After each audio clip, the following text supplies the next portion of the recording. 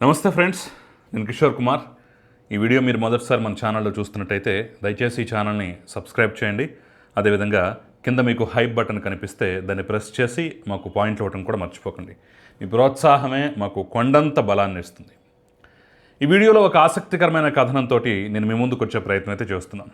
ఏంటయ్యా ఆసక్తికరమైనటువంటి కథనం అంటే, ఇదిగో ఈ ట్వీట్ చూడండి. ద గ్రేట్ విజయసాయి రెడ్డి: నేను ఇక సర్వసంగ పరిత్యాగం చేశాను, వ్యవసాయం మాత్రమే చేసుకుంటాను, ఇక నాకు రాజకీయాలతో సంబంధం లేదు, నేను ఇక మొత్తం వానప్రస్థం అంటారు కదా, అంటే అన్ని సుఖాలు అన్ని భోగాలు అంతా అనుభవించిన తర్వాత ఇక జీవిత చర్మాంకంలో ఇక చేసేది ఏమీ లేదని చెప్పేసి ఆ రోజుల్లో రాజులు మహారాజులు వంటి వాడు అడవులకు వెళ్ళి తపస్సు చేసుకుంటూ ధ్యానం చేసుకుంటూ గడిపేస్తుంటారు. వానప్రస్థాశ్రమం అంటారు కదా. ఇక ఆ టైప్లో నేను నా బతికీడుస్తానని చెప్పినటువంటి మనిషి మధ్య మధ్యలో రాజకీయాల గురించి కామెంట్లు చేస్తూ మధ్య మధ్యలో వీటి గురించి మాట్లాడుతూ ఉన్నటువంటి వ్యక్తి ఇప్పుడు తాజాగా ఒక డిజిటల్ మీడియా ప్లాట్ఫామ్, అది కూడా తెలుగు, హిందీ, ఇంగ్లీష్ ఇలా రకరకాల భాషల్లో వస్తున్నామని చెప్పేసి అయితే ఒక ట్వీట్ చేయటంతో ఆసక్తికరమైనటువంటి చర్చ అయితే దీని వెనక కనిపిస్తోంది. సో ఆ ఏంటి ఆసక్తికరమైన చర్చ, దీని వెనుకున్నటువంటి గ్యాసిప్స్ ఏంటి, మనకు తెలియనటువంటి అంశాలు ఏంటి అనేది నేను ఈ వీడియోలో పోసగుచ్చినట్టుగా వివరించే ప్రయత్నం అయితే చేయబోతున్నాను. కాబట్టి కొంచెం దీన్ని ఆసక్తికరంగా ఆలకించండి, మొత్తం చూడండి. చూసిన తర్వాత మీ అభిప్రాయాన్ని కమెంట్ రూపంలో ఎలాగో తెలియజేస్తారు. తెలియజేయడం మాత్రం అసలు మర్చిపోకండి. మనకి అంటే మెయిన్ ఇష్యూలోకి వెళ్ళబోయే ముందు, ఇప్పుడు ప్రస్తుత పరిస్థితుల్లో ఆధునిక కాలంలో యుద్ధం ఏ విధంగా జరుగుతుంది అనే దాని మీద అవగాహన ఉంటే మిగతావన్నీ పూర్తిగా అర్థమైపోతాయన్నమాట. అంటే ఒకప్పుడు యుద్ధం అంటే ఇండియా పాకిస్తానో లేదంటే మరోటో యుద్ధం అంటే ఒక దేశపు సైనికులు మరో దేశం మీదకి దండెత్తటం, మనుషులు తుపాకులు పట్టుకొని యుద్ధ ట్యాంకులు పట్టుకొని వెళ్ళటం అనేది మనం చూసాం. ఆ తర్వాత వీళ్ళకి తోడుగా నేవీ, ఎయిర్ ఫోర్స్ వంటి రంగంలోకి దిగి ఓ పక్క భూమి మీద వీళ్ళు యుద్ధం చేసుకుంటూ వెళ్ళిపోతుంటే మరో పక్క వాయు మార్గంలో విమానాల ద్వారా, అదేవిధంగా నౌకల ద్వారా, సబ్మెరైన్ల ద్వారా వాటి పని అవి చేసుకుంటూ వెళ్ళిపోయేటటువంటి పరిస్థితి ఉండేది. అయితే ఇప్పుడు కట్ చేస్తే ఇప్పుడు మారిన పరిస్థితుల్లో యుద్ధం అంటే దాదాపుగా మనుషులు లేకుండానే, అంటే మనుషులు ఫీల్డ్లోకి లేకుండానే చేసేటటువంటి పరిస్థితి వచ్చింది. అయితే విమానాల ద్వారా, ఇప్పుడు విమానాలు ఒకవేళ కూలిస్తే మళ్ళీ ఏమన్నా ఇబ్బందేమో, అక్కడెక్కడైనా ఆ పైలట్లు చచ్చిపోతారు, 1-2 ప్రాణ నష్టాలు జరుగుతాయని చెప్పేసి ఇప్పుడు డ్రోన్ టెక్నాలజీ వచ్చింది. ఇప్పుడు ఇరాన్ చేస్తోంది అదే. అచ్చంగా డ్రోన్లతోటి, సూసైడ్ డ్రోన్స్ అంటారట.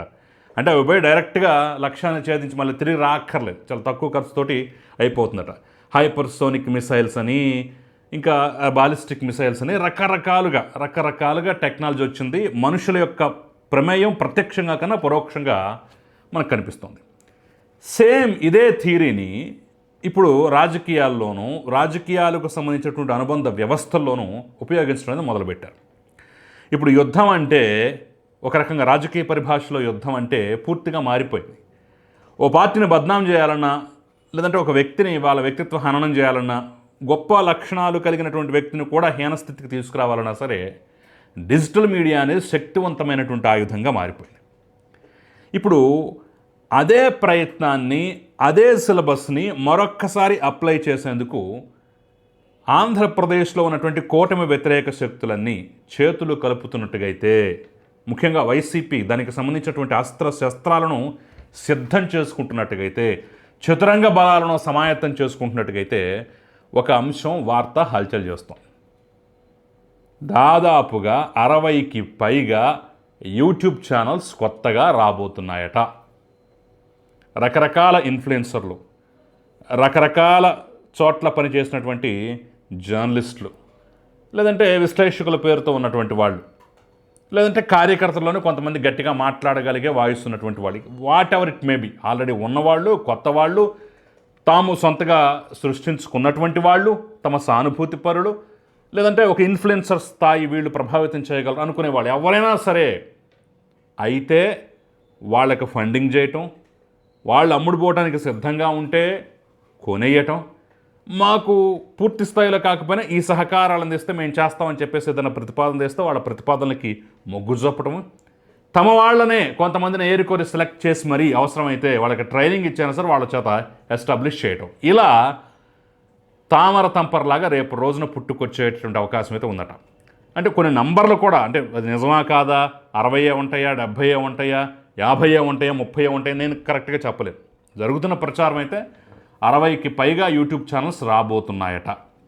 ఇంకా విచిత్రం ఏంటంటే ఇది ఆంధ్రప్రదేశ్ కూటమి ప్రభుత్వం మీద దాడి చేయడానికి సింగిల్ పాయింట్ ఎజెండాగా వస్తున్నటువంటి ఇవన్నీ, వీటిలో మెజారిటీ దాదాపుగా హైదరాబాద్ పరిసర ప్రాంతాలు, హైదరాబాద్లోనే కేంద్రీకృతమై ఉంటాయట. అంటే ఒక రక్షణ కోసం కావచ్చు, మరొకటి ఏమైనా కావచ్చు. గతంలో కూడా అంతే, చాలామంది నోరేసుకు పడిపోయినటువంటి బ్యాచ్ మొత్తం ఆంధ్రప్రదేశ్లో తిట్టేసి హైదరాబాద్లో వచ్చి కూర్చునేవాడు, రక్షణ కోసం, సేఫ్ సెంటర్ అని చెప్పేసి భావిస్తూ. సరే, కేసీఆర్ ఉన్నప్పుడు, జగన్మోహన్ రెడ్డి ఉన్నప్పుడు పాపం వైసీపీ వ్యతిరేక శక్తులకు అవకాశం కూడా లేకుండా, ఎందుకంటే రెండు చోట్ల ఒకే రకమైనటువంటి ప్రభుత్వాలు మిత్రులే కాబట్టి ఒకరికొకరు సహకారం అందించుకున్నాడు. సో ఇప్పుడు ఆ పరిస్థితి లేదు. రేవంత్ రెడ్డి ఏమీ అడ్డగోలుగా నేను సహకరిస్తారనే పరిస్థితి ఉండదు. అట్ ద సేమ్ టైం లీగల్గా ఒకవేళ ఏదన్నా పరిస్థితి ఉన్నా సరే కొంత లీగల్ గ్రౌండ్స్లో సహకారం అందించుకునే అవకాశం ఉంటుంది తప్ప పెద్ద అడ్డగోలుగా సహకారం అయితే ఎవరికి ఉండదు. కాబట్టి ఇది సేఫ్ జోన్, షెల్టర్ జోన్గా భావిస్తున్నటువంటి పరిస్థితి. అట్ ద సేమ్ టైం అనుభవజ్ఞులు, సాటి మిత్రులు, సాటి పార్టీలు అంటే బీఆర్ఎస్ వంటి వాళ్ళకి సహకారం కూడా ఇక్కడ వీళ్ళకి దొరుకుతుంది. ఎందుకంటే అవునన్నా కాదన్నా రెండు పార్టీలకు సంబంధించినటువంటి సోషల్ మీడియాకు పనిచేసేటటువంటి వ్యవస్థలు దాదాపుగా ఒకళ్ళే. వాళ్ళకి వీళ్ళకు పొసిగింది, వీళ్ళు సహకారం అందించుకుంటున్నారు ఒకళ్ళే. కాబట్టి ఇక్కడ హైదరాబాద్ కేంద్రంగా పెట్టుకుని నడిపించేటువంటి అవకాశం ఉందట. సో విజయసాయి రెడ్డి వంటి వాళ్ళు ఇప్పుడు మేము గతంలో నేను టీవీ ఛానల్ పెట్టబోతున్నాను అంటే రామోజీరావు ఆ ఇష్యూ ఎప్పుడు రాము నేను కూడా టీవీ ఛానల్ పెడతానని చెప్పి సవాల్ చేసిన వ్యక్తి. సరే, తర్వాత ఏం జరిగింది, ఎంత స్థాయికి వెళ్ళిపోయాడు ఏంటో మనం చూసాం. సో ఇప్పుడు అన్బయాస్డ్గా ఒకళ్ళకి అనుకూలంగా ఒకళ్ళకి వ్యతిరేకంగా కాకుండా సమాంతరంగా ఉంటాం, వాయిస్ లేని వాళ్ళ వాయిస్ వినిపిస్తాము, వాయిస్ లేని వాళ్ళని భుజానికి ఎత్తుకుంటాము, ప్రజల నాడిని పట్టుకుంటాం, అది ఇదని చెప్పేసి ఎన్ని మాటలు చెప్తున్నా దీని వెనకున్నటువంటి అంతరార్థం మాత్రం కూటమికి వ్యతిరేకంగా పనిచేయటమే. ఆల్రెడీ ఇప్పటికే కొన్ని ఎస్టాబ్లిష్ అయినటువంటి సంస్థలు ఏవైతే ఉన్నాయో అవి న్యూట్రల్గా కనిపిస్తూనే లోపల వాళ్ళకి చేయాల్సినటువంటి కార్యక్రమాలు చేసుకుంటూ వెళ్ళిపోతున్నారట. తెలుగుదేశం పార్టీకి సంబంధించినటువంటి కొంతమంది వ్యక్తులు ఏరికోరి మరి వాళ్ళకి ఇంటర్వ్యూలు ఇస్తూ కొంతమంది చిక్కుల్లో పడ్డేటువంటి దాఖలాలు కూడా ఉన్నాయి. ఆ తర్వాత స్ట్రిక్ట్ వార్నింగ్ కూడా ఇచ్చారు, మీరు ఎందుకు వాళ్ళ దగ్గరికి వెళ్తున్నారు, వాళ్ళు నిత్యం విషయం కక్కుతూనే ఉన్నారు మన మీద, అయినా సరే వాళ్ళ దగ్గరికి ఎందుకు వెళుతున్నారు, ఎందుకు ఇంటర్వ్యూలు ఇస్తున్నారని చెప్పేసి 1-2 సార్లు వాళ్ళని బ్యాన్ చేసినటువంటి పరిస్థితులు కూడా ఉన్నాయి. అంటే ప్రస్తుతం కూటమి ప్రభుత్వం 2 ఏళ్ల పాలన కూడా ఇంకా పూర్తి కాలేదు కాబట్టి ఇప్పటికీ న్యూట్రల్గా కనిపిస్తూ ఇప్పటికీ మేము వాయిస్ లేని వాళ్ళ వాయిస్ వినిపిస్తామని చెప్పేసి రకరకాల కబుర్లు చెప్తూ ఎన్నికల దగ్గర పడేటటువంటి సమయానికి వాళ్ళ నిజస్వరూపం బయట పెట్టుకోవటం, అప్పటి వరకు కప్పినటువంటి ముసుగుని తీసేయటం, అడ్డగోలుగా వెళ్ళిపోవటం, అడ్డగోలుగా ప్రవర్తించటం, అప్పుడేమన్నా వీళ్ళు గట్టిగా ఏంటి ఇలా చేస్తున్నారు దుర్మార్గంగా అని చెప్పేసి గట్టిగా కన్నెర చేసి ఉక్కుపాదం మోపే ప్రయత్నం చేసినప్పుడు ఇంకేముంది మీడియా స్వేచ్ఛ మీద అదైపోతుంది ఇదైపోతుందని చెప్పేసి, అంటే అప్పటికి ఎంతో టైం ఉండదు కదా ఎన్నికలకి, చిలువల పరబలు చేసేసి గాయ గత్తర చేసేటటువంటి ప్రయత్నం.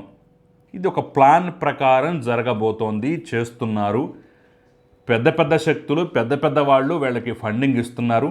రేపటి రోజున డిజిటల్ యుద్ధం అంటే హైదరాబాద్ కేంద్రంగా చేసుకొని ఆంధ్రప్రదేశ్లో చీమ చిట్టుక్కుమన్నా సరే, ఆంధ్రప్రదేశ్లో ఏం జరిగినా సరే దాని మీద ఒక బురద జల్లటం, దాని మీద విషం జమ్మటం, ఇట్లాంటివన్నీ రకరకాలుగా చేసేటటువంటి ప్రయత్నానికి శ్రీకారం అయితే చుట్టబోతున్నారట. అయితే ఇది రాత్రికి జరిగేది కాదు, ఇది ఒక దీర్ఘకాలిక ప్రాసెస్. కాబట్టి డబ్బులు పెట్టుకుంటారు, డబ్బులున్నాయి, కావలసిన వాళ్ళని చూసుకుంటారు, అవసరమైతే కొనేస్తారు, అమ్ముడు పోయే వాళ్ళు సిద్ధంగా ఉంటే రూపాయికి 10 రూపాయలు ఎక్కువ ఇస్తారు, వాళ్ళ దొడ్లో కట్టేసుకుంటారు. ఆ తర్వాత వాళ్ళకి అవసరం వచ్చినప్పుడు ఆ కట్లు విప్పేస్తారు, పోయి నువ్వు తగులుకో కుమ్మేయి అని చెప్పేసి ఆర్డర్ ఇచ్చేస్తారు. మరి దీన్ని తెలుగుదేశం పార్టీ కానీ లేదంటే కూటమి ప్రభుత్వం కానీ గమనిస్తోందా అంటే గమనిస్తుంది అనే సమాధానమే వస్తుంది. కానీ యాక్షన్లో మాత్రం అంటే దానికి కౌంటర్ మెకానిజం ఏంటి, అలా అని ఎవరో డబ్బులు తీసుకొచ్చి పెట్టేసి రకరకాల ఛానల్స్ పెట్టేసి రకరకాల ఇన్ఫ్లుయెన్సర్లని పెట్టేసుకొని రకరకాల జర్నలిస్టుల పేరుతో పెట్టేసుకుని విషయం కక్కుతూ ఉంటే అడ్డగోలుగా వచ్చేసి రాత్రి ఆపాలి, వాళ్ళందరం తీసుకెళ్ళి బొక్కలో వేయాలని చెప్పేసి ఎవరో అనరు. అంశాల వారీగా ఉంటుంది. ఏదైనా ఒక ఇష్యూ వచ్చినప్పుడు, ఒక సమస్య వచ్చినప్పుడు దాని మీద మాత్రమే స్పందించేటువంటి పరిస్థితి ఉంటుంది. మేము ఆపేస్తాం, రాత్రికి ఇది చేసేస్తాం అని చెప్పేసి చెప్తే నమ్మటానికి ఎవరో సిద్ధంగా లేరు. అది సాధ్యం కూడా కాదు. ఇదేమన్నా అమెరికా ఇరాన్ యుద్ధమా? రాత్రికి రాత్రి బాంబులేసి మొత్తాన్ని నాశనం చేస్తామనడానికి. ఎవరి భావ ప్రకటన స్వేచ్ఛ వాళ్ళది. అందుట్లో ఏమైనా తప్పులుంటే, అందుట్లో ఏమైనా దుర్మార్గాలు ఉంటే, అందుట్లో ఏమైనా అభూత కల్పనలు ఉంటే, అందుట్లో ఏమైనా విషం చిమ్ముతుంటే, అందుట్లో ఏమైనా బురద జల్లుతుంటే దాన్ని కౌంటర్ చేయటం, అవసరమైతే మరీ చట్టం గీత కూడా దాటేసి వెళ్ళిపోయారు అంటే చట్ట పరిధిలో యాక్షన్ తీసుకోవడం మాత్రం ఉంటుంది తప్ప ఆపే ప్రయత్నం. కాకపోతే ప్రతిదానికి ఇదిగో ఇది ప్రచారం, ఇది నిజం, ఇది ప్రచారం, ఇది వాస్తవం, ఇది బురద జల్లటం, ఇది అసలైనటువంటి అంశం అని చెప్పేసి చెప్పేటటువంటి మెకానిజం పూర్తి స్థాయిలో పోసగుచ్చినట్టుగా వివరించే మెకానిజం అయితే ఇంకా పూర్తి స్థాయిలో డెవలప్ చేసుకున్నట్టుగా అయితే కనిపిస్తుంది అనేక అంశాల మీద. అంతెందుకు ఇప్పుడు ఈ మావిగన్ అనేటటువంటి ఇష్యూ కూడా ఉంది ఇప్పుడు తాజాగా. దీని మీద ఒక విష ప్రచారం లేవనెత్తారు. చూసారా, జగన్మోహన్ రెడ్డి జస్ట్ ఒక్క ప్రకటన చేయగానే వెంటనే పొలవమని చెప్పేసి ఆ మచిలీపట్నం ఆ పరిసర ప్రాంతాలు, అమరావతి ఆ పరిసర ప్రాంతాల కారిడార్ అంతా ఏదైతే ఉందో భూముల రేట్లు ఒక్కసారిగా ఆకాశానికి ఎత్తిపోయాయంట అని చెప్పేసి ఓ ప్రచారం అయితే నడుస్తుంది. నిజమా? వాస్తవమా? జగన్మోహన్ రెడ్డి హయాంలో ఏం జరిగిందో తెలుసా? ఇప్పుడేదో జస్ట్ ప్రతిపక్షంలో ఉన్నా సరే ఒక మాట చెప్పగానే భూముల రేట్లు పెరిగాయి. జగన్ అంటేనే భూముల రేట్లు పెరిగే పరిస్థితి ఉందా? మరి దీన్ని కౌంటర్ ఎవరు చేయాలి? మేము వచ్చిన తర్వాతే సిఆర్డీఏ పరిధి పెంచారు, లేకపోతే అసలు ఏమీ లేదు సిఆర్డీఏ అనేది ఆ 29 గ్రామాలే, మేము వచ్చిన తర్వాత విస్తృతంగా పెద్ద మ్యాప్ పెట్టి చూపిస్తున్నారని చెప్పేసి మరో ప్రచారం మొదలెట్టారు. మరి 2015లో దాదాపుగా నాకు గుర్తున్నంత మేరకు రెండు సార్లు ఈ సిఆర్డీఏ అనేదాన్ని ఫస్ట్ ఒక దఫా ఇంతవరకు సిఆర్డీఏ పరిధి ఉంటుందని, ఆ తర్వాత ఫైనల్గా అంటే బిల్లు పెట్టే ముందు చట్టం చేసే ముందు ఇదిగో ఫైనల్ మ్యాప్ ఇదని చెప్పేసి ఫైనల్గా ఆ రోజుల్లోనే 2015 ఆ ప్రాంతంలోనే సిఆర్డీఏ పరిధి ఇది, ఇన్ని జిల్లాలు, ఇన్ని మండలాలు అని చెప్పేసి ఒక పెద్ద మ్యాప్ను కూడా రిలీజ్ చేయడం జరిగింది. ఆ రోజుల్లోనే ఉందిరా బాబు, ఇప్పుడు పెట్టడం ఏంటి, సిఆర్డీఏ పరిధి అంటే ఎంత ఉంటుంది, సిఆర్డీఏ అంటే ఎంత ఉంటుంది, దాని వ్యవహారం ఏంటి, దాని కథ ఏంటి, కమమిషన్ అని చెప్పేసి దగ్గరకు వచ్చి చూపించేవాళ్ళు, వివరంగా వివరించేవాళ్ళు ఎవరున్నారు? వీళ్ళు చేస్తున్న విష ప్రచారం ముందు ఆ వివరణ ఎంతవరకు ప్రజల్లోకి వెడుతుంది? వెళ్ళేంత వరకు ఇది వాస్తవం అని చెప్పేసి చెప్పేవాళ్ళు ఎవరున్నారనేటటువంటి ఒక చర్చ, ఒక మెర్స కూడా ఉంది. సో మరి ఇప్పుడే పరిస్థితి ఈ విధంగా ఉందంటే రేపు వాళ్ళు ఒక విశృంఖలంగా వందల కొద్దీ లేదంటే కనీసం 10ల సంఖ్యలో అయినా సరే ఈ యూట్యూబ్ ఛానల్స్, డిజిటల్ మీడియాలో పెట్టి రకరకాల ప్రచారాలు చేస్తుంటే ఎదుర్కోగలిగే శక్తి ఉందా? రేపు ఆ డిజిటల్ యుద్ధాన్ని ఆపగలిగే శక్తి ఉందా? మీ దగ్గర దానికి కౌంటర్ మెకానిజం, ఎదుటోడు మిసైల్ వదులుతున్నాడంటే ఏ యువతల పక్క ఏ ఐరన్ డోమో లేదంటే S-400 ఇలాంటివి ఏమన్నా పెట్టుకొని ఆ వచ్చే మిసైల్ని ముందుగానే కొట్టగలిగి ముందుగానే ప్రొటెక్ట్ చేసుకునే పరిస్థితి ఉందా? వాళ్ళు చేస్తున్నటువంటి దాడులు ఏవైతే ఉన్నాయో వాటిని సమర్థవంతంగా తిప్పి కొట్టగలిగే పరిస్థితి ఉందనేది ఒక్కసారి ఏలుతున్నవారు ఆలోచించుకోవాలి. అంటే నిజాలు ఎక్కడా దాగవు, కానీ అభూత కల్పనలను మాత్రం కౌంటర్ చేయాల్సిందే. అభూత కల్పనలు, విషం అనేది ప్రజల మనసులోకి వెళ్లకుండా చూసుకోగలగాలి. అప్పుడే మీకు ఇబ్బంది లేకుండా ఉంటుంది. లేదంటే మళ్ళీ పాత రోజులు, పాత పరిస్థితులు ఎదురవ్వక తప్పదు. సో ముఖ్యంగా మావిగన్ అనేటటువంటి అంశం మీద, దాంతోపాటుగా ముఖ్యంగా ఈ సిఆర్డీఏ పరిధి ఏంటి, అసలు వీళ్ళకి లెక్కలు తెలుసా లేదా అనే దాని మీద నేను క్లియర్గా రేపటి రోజున ఒక మంచి వీడియో ఇచ్చేటటువంటి ప్రయత్నం అయితే చేస్తాను. ఈ అంశం మీద, ఈ సబ్జెక్టు మీద మీ అభిప్రాయం ఏంటని ఫస్ట్ నా కమెంట్ రూపంలో తెలియజేసే ప్రయత్నం చేయండి. Thank you very much.